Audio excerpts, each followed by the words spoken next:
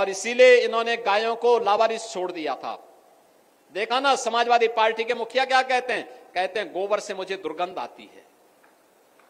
ये है इनकी असलियत, यही है। क्योंकि गौ माता को कसाईयों के हवाले करते थे। हमने कसाईयों को जब भेजा जहन्नुम की यात्रा में तो इनको परेशानी हुई। इनकी परेशानी तो वह है कि इनके मित्र कसाई सब चले गए जहन्नुम में।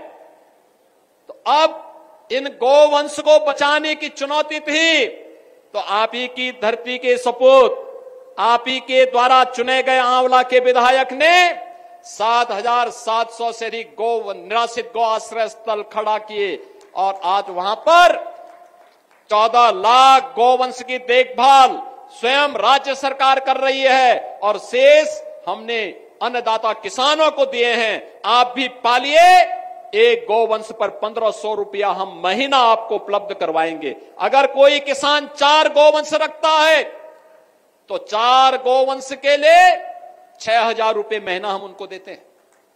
आप याद करिए, आम के आम और गुठली के भी दाम, इसी को कहते हैं। यानी गौ माता की सेवा का पुण्य भी पाओ और सरकार का अनुदान भी पाओ।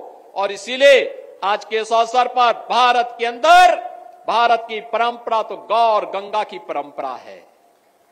हमने अगर गंगा माता की पूजा की है तो गंगा माता ने हमें एक नई पहचान दी है। नमामि गंगे परियोजना के कारण आज प्रयागराज महाकुंभ ने उत्तर प्रदेश को एक नई पहचान दी है। 66 करोड़ श्रद्धालु प्रयागराज में आया, भव्य और दिव्य कुंभ का दर्शन किया। बहनों और भाइयों, ऐसे कभी नहीं हुआ पहले। नमामि गंगे परियोजना के कारण मां गंगा की आराधना, अविरल और निर्मल गंगा की परिकल्पना को प्रधानमंत्री मोदी जी ने साकार किया। आज भव्य और दिव्य कुंभ बदले में हमें मिला। हम आभारी हैं प्रधानमंत्री मोदी जी के, जिनके कारण उत्तर प्रदेश को यह भव्य और दिव्य कुंभ करने का अवसर प्राप्त हुआ और उत्तर प्रदेश की एक नई पहचान वैश्विक स्तर पर पहुंची।